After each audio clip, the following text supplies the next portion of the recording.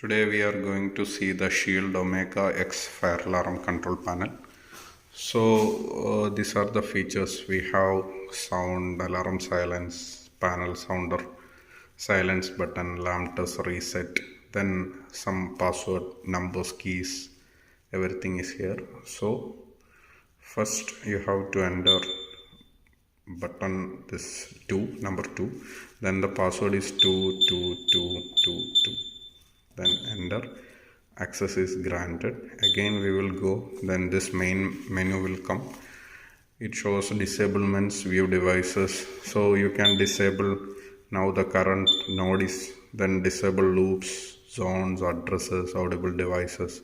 So if you want to disable this audible devices, then all audible. Then if go for 2, then they will ask timed or untimed, any duration. If there is no duration, then you can select untimed. Then again, if you want to view the devices, it will be the view devices. Then sounds we can test.